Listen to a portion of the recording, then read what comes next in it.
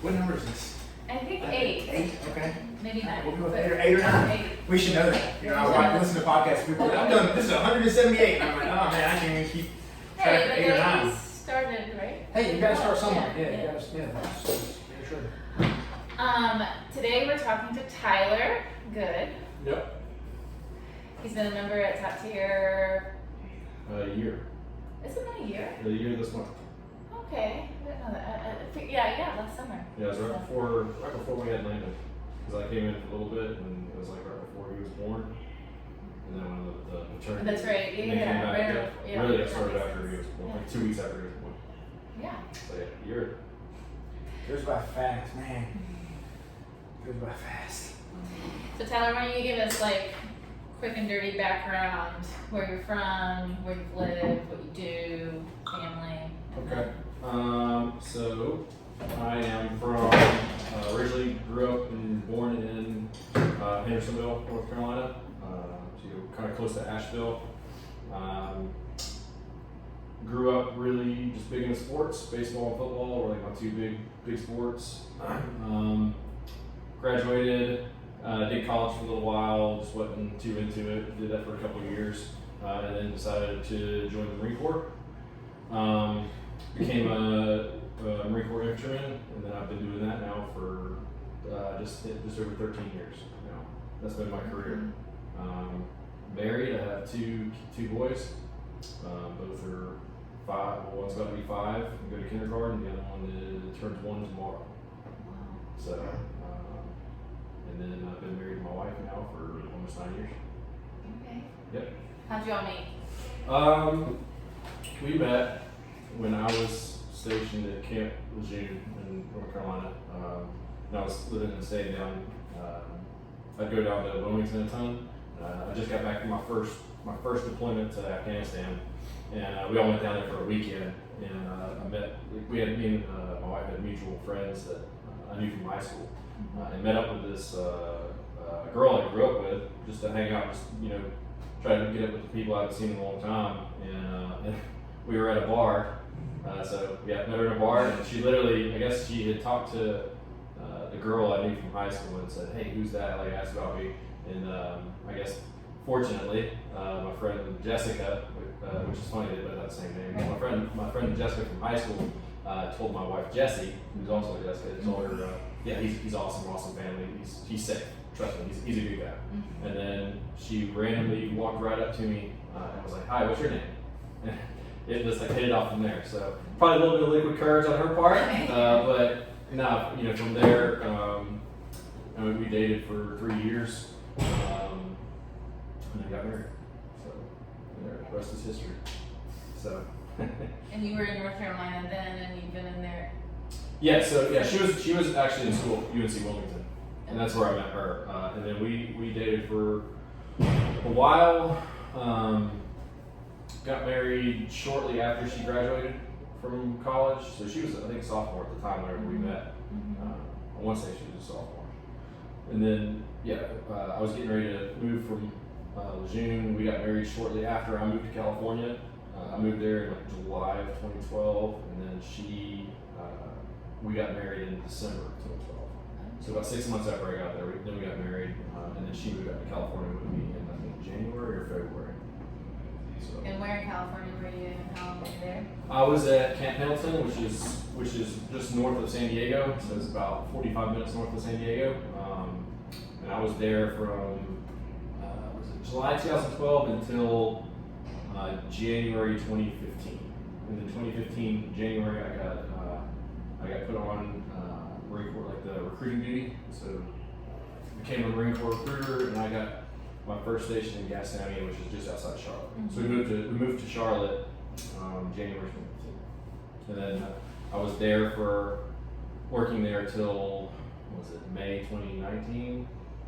That's when I started here at Winston-Salem, and in charge of this whole area. And then now I'm moving back down to work in Charlotte, starting next month. Yes, this is your last day with us? Tomorrow will be my last class, at least for a while. You're so busy. Yeah, but fortunately with the job that I'm taking, I travel around with like 11 different stations, between Anderson, South Carolina, and then Winston-Salem is probably my furthest eastern station, like northeastern station. So we're almost in like a square. It's like Asheville's like our top end area. I think Anderson's the bottom, and then bottom eastern I think would be probably Monroe, and then we've got Winston. So I'll periodically get to come up here and still visit and still see everybody. Yeah. So that which is fortunate. Yeah. When do you find like functional fitness or CrossFit in the Marine Corps, like, because I mean, you know, being out in San Diego, like birthplace of CrossFit, played Great Glass was a little baby. That's where I found it. Yeah, okay. So, did you find it in a gym or was it like CrossFit.com? No, I guess originally the Marine Corps does like it's called HIIT.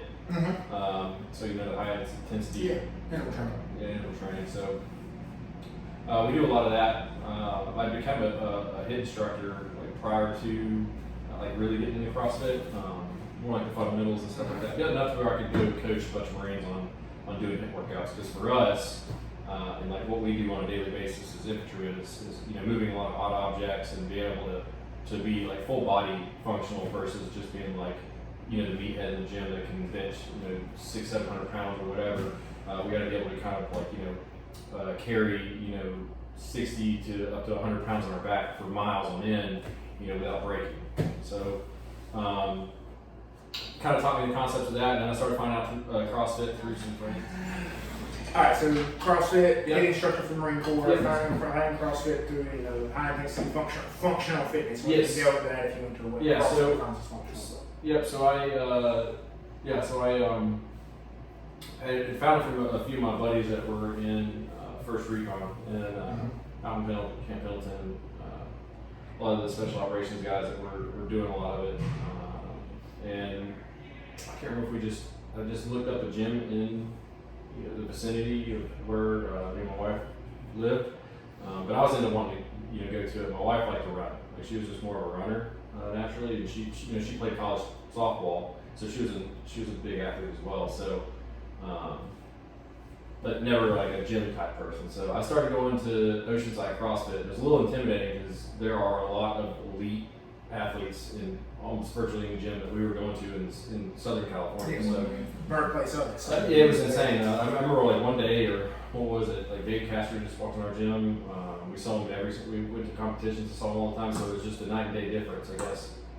But I didn't know any better because that's where I started it. So started at this gym, met a lot of awesome people. Communities what immediately drew me in. And what drew my wife in is because she didn't want to go there, but she would go with me because I was always gone. So she was like, "Well, I'll go to the gym with you, but I'm just going to run." Because I think she tried it, didn't really like it. I just kept up with it, and then Gabriel, the head coach at the time, the guy that owned the gym, one day just saw my wife running laps out there, and he finally talked to her and coming back in. He was like, "Why don't you stop sweating out there and come in here and just sweat with us?" He's like, "You can do it. I promise you're good." And then from there on, I think that's when we just both got the bug and started really getting into it.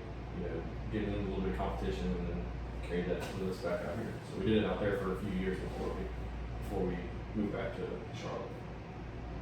And how'd you find us? So I'd seen the name pop up. So when I moved to, or moved my job up here to Winston-Salem, I went to, I started going to CrossFit Winston-Salem just because I was, I already did, had done CrossFit at this point. So I was like, well, I gotta find something that was close to work instead of just trying to rely on home and my home gym. So started off at Winston-Salem. That was suggested to me by some of the Marines in the office I worked with because they worked used to work out like a lot of our guys that had enlisted and stuff, and I think they had a few that had enlisted through officer programs and stuff that went to Winston-Salem at the time. And so just tried it out, went there, enjoyed it, enjoyed the community that was there, like guys and competitors there, and started competing with a few guys. And then just over time, people moving on and going to different places, and I just felt like a shift, in the gym itself, and I was like, wow, just none of the people that I used to work out with were there. It was just a big, almost just like a big, like a culture shift essentially, So I just felt like that I was maybe being pulled away as well. So I was like, I need to go and look at what other CrossFit gyms are in the area. So I knew of this one on reputation from like some of the guys that competed and the athletes. I got another buddy down in Charlotte that told me about Top Tier from back in like the the early days. Yeah. Mike Cruz was a Yeah, he used to. stand up any local or regional competition. My buddy Jonathan down in Charlotte, he used to compete at like games level. He used to go to the games 2 or 3 times with the team. I can't remember the name of that gym. I think it was down in Valentine, Charlotte area. But anyway, so he went team like 3 years, but knew a lot of the guys that competed, regionals level guys up here. So he suggested, Top Tier. He suggested I looked at Camel City as well, just because it was a more well-known gym in the area. But I happened to stop in here first and tried out a class, and then from here I was like, oh yeah, that's where I want to go. Like I didn't even look anywhere else. I was like, no, this is where I want to go. What was it? What was like? Hey, I think the attention to detail, community, coaching was good, and then on top of that, I think it was like I just felt a more competitive vibe, not like a toxic competitiveness. Like you can get a toxic culture in a gym where it's like us versus them kind of type mentality, but it was more like it was very like there were your competitive guys, there's your GP, if that's what you want to call it. I feel like that generalizes people. I don't like GP, but you know what I mean? Like it just seemed like there were so many different groups, but no one was a clique. Like everyone talked to everybody instead of just like here's the cliquey, elitist guys, and then here's your guys that are just learning, and then here's your guys that are your old timers that have been in the gym since inception. Like like it just everyone talked to everybody. So I liked it. I felt welcome immediately. So yeah, I think in terms of like. I don't know. It's hard to explain. It was just a feeling. Like you walked in and you instantly felt accepted. Like you've known people for years. So now I feel like I've been here more than a year, but it's been a year. So that's like I told the noon class today. Like I will fail in a lot of ways and over a lot of different times and domains, but I will always try and empathize with every single person. So like whoever walks through that door, like I want them to feel accepted. Yes. Like me and you had that conversation about the member that felt bullied or whatever it was, and you reached out to them. Yeah. And it's just like, most people wouldn't expect us to, coming from a military background, to reach out to somebody like that. It's like, but that's the exact opposite, because anybody that has our lived experiences would do the exact same thing in my eyes. From my 7 years in the military, like that's just, so it's just interesting, like the feeling of acceptance from somebody coming, from a force recon, soft element, to walk into a gym and being accepted for who you are as a person, like that, for me, that means a lot. That means a lot. I think, I think viewing things like that honestly comes a lot from my job. And then on top of that, being in like the recruiting side now for a while, you get put back into more of like civilian population. I'm not really so much around military members as much anymore. I mean, I'm out on my own for the most part. To where really, I essentially just take what stuff I learned, in the Marine Corps. Where I don't care where you come from, who you like, your color, your race, who you choose to love. Like to me, I care less about any of that. It's all about like, are you a good person? And essentially, I want people to look at me that way. They just think like, I'm just a good person. I don't care, what you do, who you are, what you've done, anything. I'm just, if I see something like that happen and I know they go to the gym, I want to be seen as like, I'll talk to you, I'll talk to anybody, So, just I always try to like reach out to somebody if they're having a bad day, or if I know they're having a bad day, or even if I'm having a bad day, like who cares? Let's talk about it together. Like, today sucks. Let's bullshit about it. You know what I mean? Like just to clear the air and like hopefully have a better day. I think that's the thing too. Is like I could have a pretty terrible day. And come in here, and then as hard as some of the workouts can be, there's days where if I were to do some of these workouts in my garage, I must have a shitty day, I would probably just quit during the workout and be like, screw this is making my day worse. But you come in here and it's like getting around people doing that here, it can turn your day around. And if you start doing bad or getting internal during a workout, I feel like there's like you guys here to where you can be like, just do this instead. It's still gonna be great. Same stimulus. Just get out of your bed.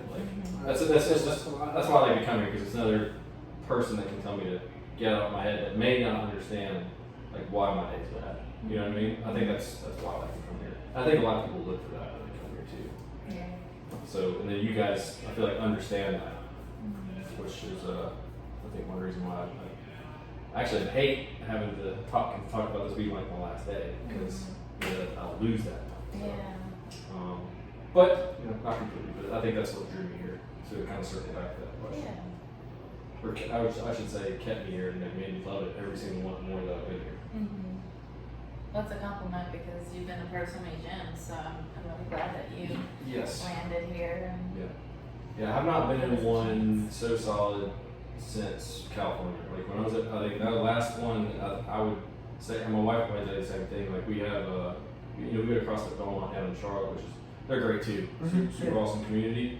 But there's just something about, I think it was just that first one we went through that really drew us in. And it's been hard to maintain that, because every place you go, people are different. Personalities are different. So. Well, I think the more gyms that have been created under that CrossFit brand, while they may be trying to do the right thing, like, why did they do it in the first place? Like, did they go to one weekend, fell in love with the idea of CrossFit, or maybe they fell in love with the idea of CrossFit before they went to the level 1, and they decided to open a gym without ever looking at the business perspective of it. Like, yeah, it's great. Like, I love coaching. But like coaching and then running or managing coaches is two different things. Coaching and then providing continuing education for coaches is two different things.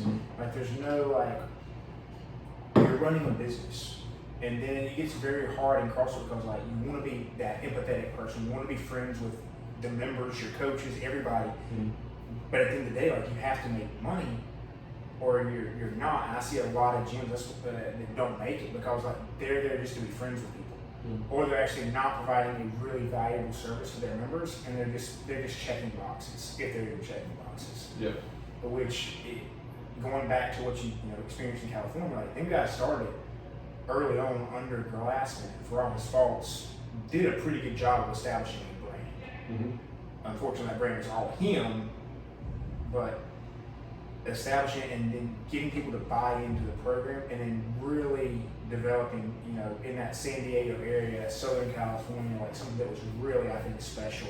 And we thought, I think you'll look back on that as you get older and experience more gyms, like, man, that was really, the birthplace of something that is really changed fitness for micro gyms, for smaller gyms, for boutique fitness or whatever. Like, you're not going to Orange Theory and get what you get anymore. Any CrossFit gym, period. Any gym, or F45, I am not a fan of level 1. I'm very clear with anybody like that. But what you get at the level 1 is a lot better than what you get, or the level of coach that comes out of the level 1 is significantly better than most, in the vast majority of F45s, Orange Theories, or anything like that. And that's not that I have anything against them. Like that's cool. Like a lot of people don't want to learn anything technical. But the moment you expose somebody to something technical, it's like, oh man, I can do that. Like that's pretty cool. Yeah. Like, and that's where I think it's gonna be. That's where I think we're trying to separate ourselves. Like we're not trying to cater to elite athletes, or we're not trying to cater to just general practitioners or general physical preparedness. Like we want to be able to offer anybody who wants to come in the door and get better at what they want to get better at. We want to give them that opportunity. Because that's again, I don't want to be seen as the head coach. That, oh, well, that person's a great athlete, but I don't want great athletes here. Or that person's just, they just want to work out, feel better about their day. That he doesn't want to do. I want everybody here can find a common ground. That's what we started this for in the beginning. Like if you started this to just to make the games, or to get whatever your concept was, let's find out why you really came here. Find out why, and not just oh, you want to get a pull up. Oh, I want to make regionals. Because I had to do a lot of reflecting on that my first 4 years of doing CrossFit when I found it in 2011. So it's very refreshing to hear. Again, not only from the military background that we share, but I don't know if I'll ever compete again. With my surgeries, I don't know, and I honestly I'm not worried about it because it doesn't define me. But I love being in a competitive atmosphere. Yeah. I love doing the 40-minute decline, my last workout before surgery. Doing that with a room full of people, well, not a room full, but the people that I care about, they're gonna push me. That for me, man, I could like, all right, that's the last competitive work I'd ever do. I'm good. Like that's yeah. How do you feel like your goals have changed, or what are your fitness? Oh man, I think that's reason number whatever that I like being here, because I've been able to set and hit or exceed goals, and just continuously like make and remake them, like, which is awesome. So I think that's like, I think I wrote down there on the board. I can't remember what the goals I wrote down, but I've already beat them. We're only like halfway into the year, Yeah. so I was like, I have to figure out some new goals now. Yeah. But no, just I think that came from really the programming we had, because I was doing, you know, stuff that Ben would program with the set extra for me to do inside, and then on top of that, like, then we started doing the hard work pays off programming, which I think have really like excelled some of my stuff, especially on the salt pipe. Yeah, I was gonna say, you're in the machines. But no, all my lifts have went up pretty significantly since I started here. Or literally like in a year. And it's hard to think of it now because it seems longer, but in a year of PRs doing things, just go by going here. So I think, like I said, I think it also depends on where you're at. This place has kept my like mental stability when it comes to being able to continuously attack goals even if you fail a whole bunch. And then also like it's also set me up on like a good pathway in order to achieve the goals. So identifying weaknesses, looking where like, hey, you can work this more. Or Ben telling me constantly like, it seems meticulous, but keep working this like, every day. Yeah. And I promise you'll get better. And then sure enough, like, PR comes like the next week or whatever. Yeah. So yeah, I think that in terms of like the goal setting, this place has been pretty damn like top notch for me, which sucks because I'm like, why would I not do that when I go somewhere else? But the program is different. Like I feel like there's some gyms out there where it stays very, very basic, and then you know like time schedules are really strict. Like you almost don't have time to work on extra stuff. Right. Yeah. Whereas here, it's almost like I have the freedom to kind of, you know, move to the left and the right a little bit, figure out what I need to work on that day, do class workout, but then also have offer times. You can do some open gym time. Do some other stuff, So I think that's also what's helping me. PR, because there's enough meat. I think I guess is what we're looking for. Like there's enough meat to the programming. The programming makes sense. Yeah. Whereas there's other places where they just throw a random water to every day. Right. Where there's not like a progression. Yeah, it's not. Yeah. There's not like a. I guess like to be able to hit higher percentages, you need to be able to do things to get to those percentages. Right. Whereas like other gyms, they just throw out percentages and say do this. Well, it's like if I never test my max, then how will I know percentages? Exactly. So I just think this place does that extremely well. So the year has been tremendous growth for me as an athlete, for sure. And how do you balance, or how have you balanced working out, being into attitude, commuting, traveling?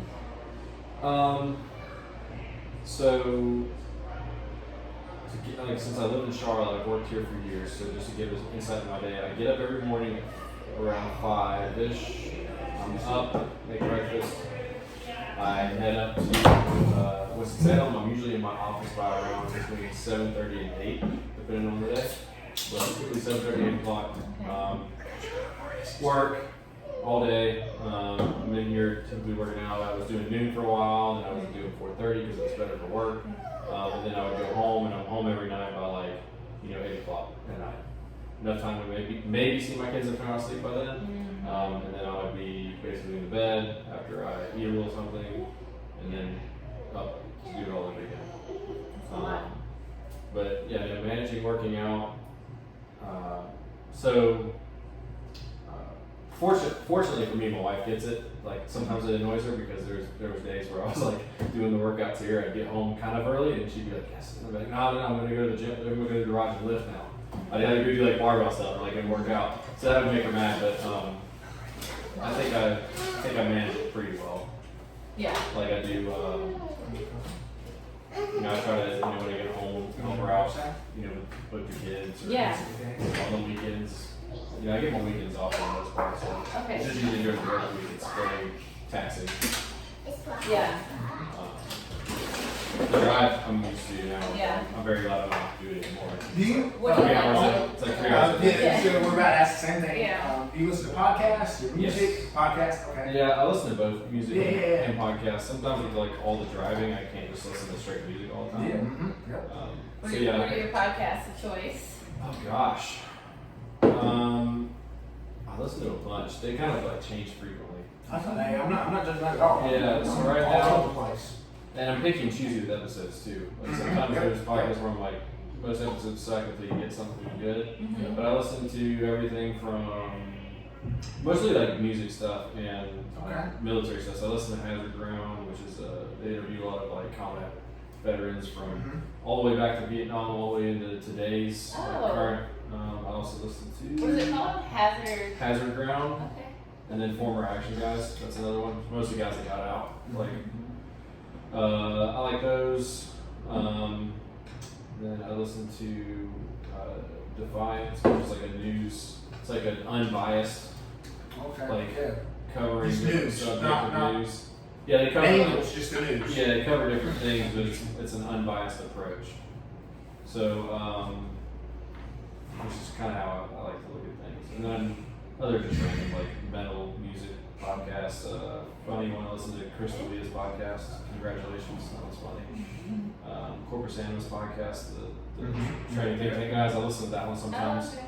Yeah, sometimes it's a little hokey and they just goof off the whole time, but sometimes I like to listen to it when they pull someone in, like coaches and people that talk about like methodology of things. Mhm. I like to listen to stuff like that just to Yeah. get a different perspective on like Yeah. something I may not know. There was one more I used to listen to, Ben. Chasing Excellence. Yeah, I used to listen to that. My voice gets on my nerves now. He's very. There was a couple episodes of his I really liked, but there's some episodes where he just comes off extremely arrogant. Where I would be like, all right, I don't want to listen to this anymore. I was the same thing with. I used to listen to the Jocko podcast, but he got a little like intense for me in some of his episodes, and then I just got to where like when you do that 3 hours a day, it gets. Yeah. I'm like, all right, can't do that anymore. Yeah, Jocko was probably the first podcast I ever listened to. Yeah, I listen to Rogan too. Rogan's mostly what I listen to. I think out of the majority of it. Do you kind of pick and choose based on who you're talking to, or you just kind of like Sometimes. listen to all Rogan? Sometimes Rogan, I think the reason I'm stuck with it is I used to just pick up the people I would recognize or like, and then I started listening to everybody. So we talked like scientists from like different things that were like subjects I knew nothing about, especially in the health realm. I like to listen to that. Yeah, no, I was listening Those are usually what, now those intrigue me. So I can already tell, like, man, I'm getting older when I care about like as a kid, I didn't even care about that stuff at all. But yeah, I liked his. And yeah, like I said, Jocko. I think he just. I just stopped. I don't know. I couldn't do it. His voice or something. I just couldn't do it anymore. Jocko's a very intense person. Yes. And I just listened to Andy Stump with Eddie Gallagher talking. It was Yeah. interesting. They didn't actually come out and say it, but just in some undertones. Yeah, just some undertones about certain people in their community, or former in their community. It's just interesting, you know, we've talked about David Goggins, and we don't have to go into that because I don't want to upset people. Yeah. But like, it's just interesting when you're like, no, just keep beating your head into the wall. Just keep doing that. Yeah. I'm just like, well, it's just like the, I mean, I don't want to delve into my experiences in Ranger School right now, but like. I told you how I felt about that.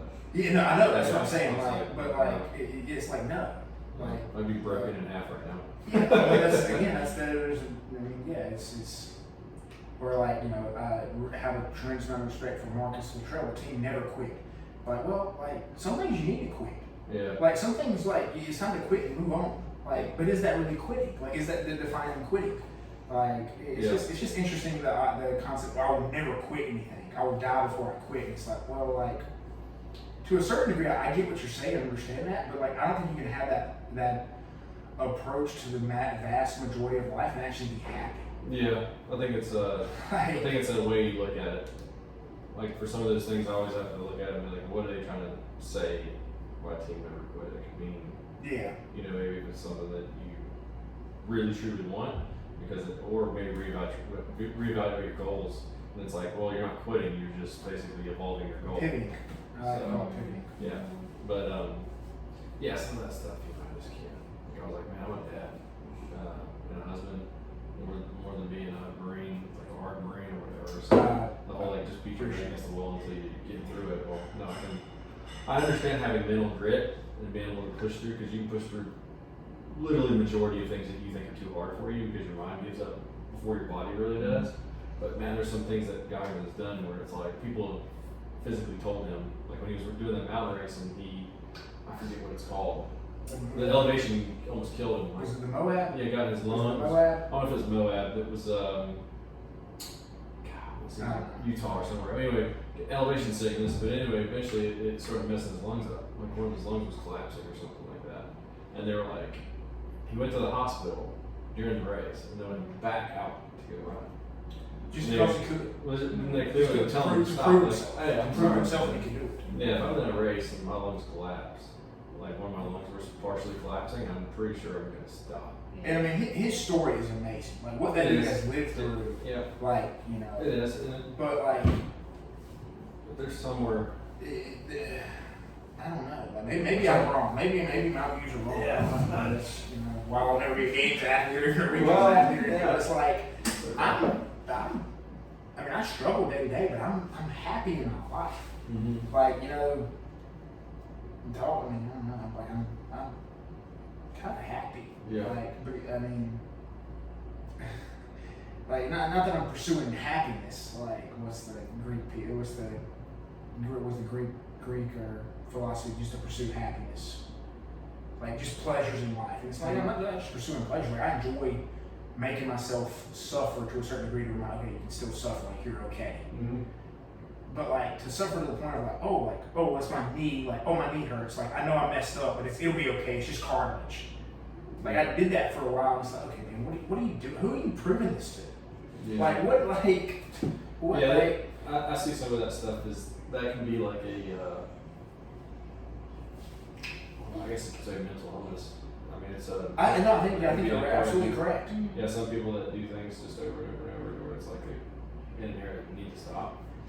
It's the same as people that are addicts or people that have like any kind of like mental. Well, I would say disability, mental issue. Yeah, I mean, I think it's mental health. Like I think it does go back to like I have a super addictive personality. Like I've never had any illegal drugs, and I think the moment I did, I think I'd be in trouble. Mm-hmm. Like I think I'd be in probably a very bad place. Yeah. Because I have an addictive personality. Like I don't balance much in my life. I try to. I fight daily, but it's like I'm all in or I'm all out. But that's my personality, and I think that can go back to infantrymen in the armies, kind of where we grew up, or you grew up in the Marine Corps. But it's like that addictive personality. Like I want to compete. I want to be the best. Mm-hmm. I want to fight. I'm going to grind. I don't care how much suffering I go through. Like yeah. And I don't think that's overall. I don't think that's healthy for the vast majority of people for longevity.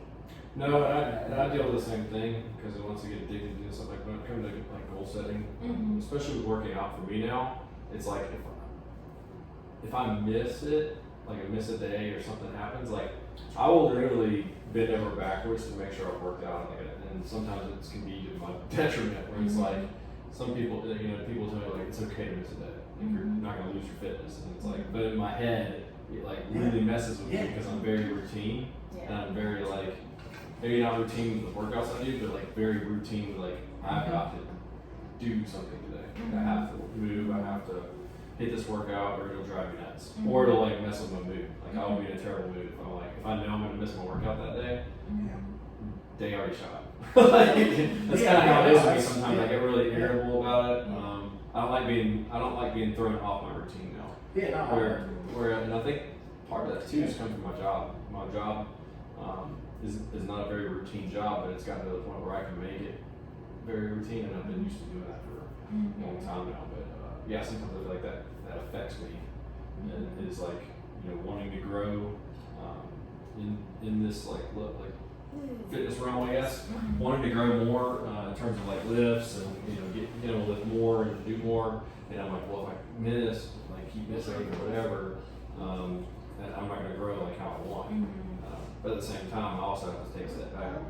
That you're also a dad, and you're also a husband, so you also have to work. So it's like I have to create balance, which I think I've done pretty well. I try not to like let it affect me too much, but there for a while I was pretty very obsessive with like my routine. Where it would affect my mood, and that's when I would start to think like, well, okay, now it's becoming like not as healthy anymore for me because now it's affecting my mental health versus my physical health. Which mental health can then inadvertently affect your physical health because you don't do very well at workouts, or if you're like, oh, I only have an hour, I need to. And it should be like an outlet for positive mental health outlet. How did you do when you hurt yourself in terms of? Oh gosh. You can explain what happened. Yeah, so that was a rough time. So I had some sports injuries before in my life, but last year, I think it was March of last year, I was doing working up to a 3 rep max overhead squat, and I hadn't worked all the way up yet. I was doing I think at the time I had like 225 on the bar, and I was on my 3rd overhead squat and started to lose my balance a little bit, like out of the bottom. I think I for an instant just like let my core go for a second, and then as I was standing up, I started to lose my balance, just to try and take a quick breath. And as I was coming up, I had to start walking forward to make sure I was going to stand all the way up. But I was very, very close to the rack, so I had nowhere to go. And as I was almost stood up, I hit the rack with the barbell overhead still, and the barbell started to bounce off the rack, and I started coming backwards, but the barbell was going down forwards. I should have just let go of it and bailed. It would have been fine. The barbell was just dropped, but I didn't. I tried to ride it down to the J hook, so it would just rest over there. I was trying to make it where I wasn't going to bounce everywhere. I was like, I could probably just slam it down and be okay. In my head, I thought I had my hands free and I was doing it flat-handed. In reality, I still had a hook grip, and I let this hand go. I think I hadn't let this one fully go, but as the bar was coming down, my thumb was under it between the J hook and the bar with 225 on it, slamming it down. I did that, and it took my thumb and just bent it sideways, completely crushed the bone. So I jerked my hand out, it bounced. Fortunately, it didn't cut my thumb off, but it bounced, and I looked, and the middle of my thumb was almost completely flat. It was gnarly looking. It just looked like a massive, like a skateboard, like a half pipe. It looked like a chunk was gone in my finger, but looking at it, and I was like, that does not look good, and it was going this way. The coach was like, oh my God, just freaking, are you gonna be okay? I was like, well, I don't feel it right now, because there's been so much adrenaline going, I couldn't feel anything. And I was like, yeah, I think I'm gonna be okay. It started bleeding everywhere. I was like, I think I'm gonna go to the hospital though and get it checked out. And they're like, yeah, probably a good idea. So I went to the hospital. They did an X-ray. They wrapped it up because by the time I got there, it had swollen a lot, so it changed, shape, color, all that good stuff. Put me in a soft cast, and then I went back to work. They got the readings back and said that the bone had splintered, so I basically had shattered half the bone. The other half was intact, the top part, but the whole bottom part was splintered all the way out through my thumb. Almost like if you take a wet toothpick or wood and just fray it. It just looked like all frayed. So, which was actually the best case scenario because it didn't damage the joint. If it had damaged the joint, I would have had to have hardware within the bone itself, or I could have had no more mobility in my thumb. And then obviously, absolute worst case scenario was the doctor said, well, you could have chopped it off, which he was actually surprised I didn't, at least have it hanging off. But I think it's the way I hit it. But anyway, so I think 2 weeks later, I had to go get pins put in my thumb to ensure that it was going to grow back straight. So I had 2 pins inserted in my thumb. Had them removed about a month and a half or so later. Was in a hard cast with that. I actually worked out in a hard cast. I was not supposed to. The pins retracted into my skin. I had to go and they had to retake them out. Like they had to like get in there and kind of reach them out. So I just felt like uncomfortable. They freaked out on me. They were like, this is how obsessive I was with working out. I was like, oh, I can't not do anything just because in a half cast. So I was so obsessive with it. I was like, well, then I'm going to do box step ups, box jumps. I'm going to run. I'm going to do something. And what that had done was, as I was moving, it was causing the pins just to keep going into my. Even if I wasn't doing anything with my arm, the shock from your body relays to the pins. So I will remember that. I got yelled at from the doctor. She really actually laid into me pretty good. And she's like, well, do you want to like never be able to use your hand properly again, or like do a hook grip, or I think she did CrossFit too. The doctor I was seeing at the time at the orthopedic place. But she's like, well, you never hook grip. I can tell you that if you don't stop being stupid and just take like 5 weeks, 6 weeks off. She's like, you can literally go walk, but she's like, you're not gonna lose your fitness in 6 weeks. And I think from that point on, I started to like, that was where I made that mental, I guess switch to where I was like, maybe it's not that big. What am I gonna lose in 6 weeks that I couldn't probably come back from in like a 2 week span after being totally clear. So I had to deal with that for 6 weeks. It was kind of hard to do, just getting used to not being able to really physically do anything. But pins came out, and then from June on, then I started here about a month or so after I was pretty much cleared. So I feel like I started fresh here, which was cool. So I started pretty much fresh here, and then literally within a year, I've just been PRing. More fit than I've been, like especially with like the grip strength, like everything's good now. So it's cool. Yeah. You can always come back stronger. Yes. You can always come back stronger. Yeah. Like I said, like I think back in March, I was like, man, I'm like a hell of a lot stronger than I was pre-thumb break. Yeah. So that was just the year after. Actually, I think I PR'd my snatch like 3 or 4 months after getting cleared for my thumb. Wow. I think it was when I hit that 195. Well, and hopefully you'll be coming back annually for the Jesse Wad. Yes, I will. As long as I'm here in town, I will definitely be here for that. Yeah. That was a cool opportunity. Yes, that you gave us to do that. Very grateful for that opportunity. Yep. Very grateful for the sport, for the community. Yeah, it's one of the things that kind of hits home. Like, Yeah, that was a good event. That was definitely a highlight, I would say, of mine in the past few years. Definitely top 2 or 3 for me at gym owner. Like, things to do. That was a good time. I'm hoping next year will be a lot bigger. Now that it's like a known thing that's out there. And there's a lot of people that participated over Different gyms. places, even places. states. Yeah. Like people in other states, Yeah. which I thought was cool.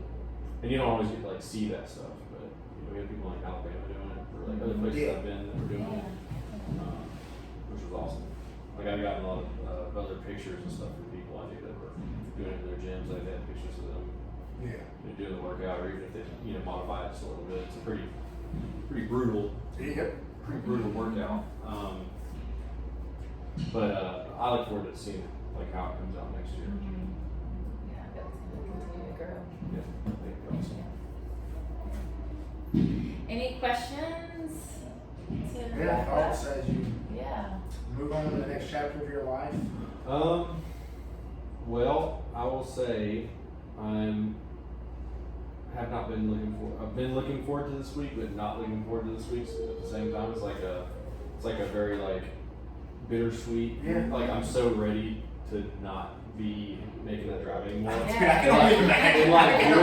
doing a different job, like you do a job like I'm very, and I feel like the military is what got me really on like I cannot be in one place for very long. Some people like to be ready to homestead, but for me it's like, okay, I'll do a job for 2 years, and then I'm ready to kind of like look at what else is out there, do something different.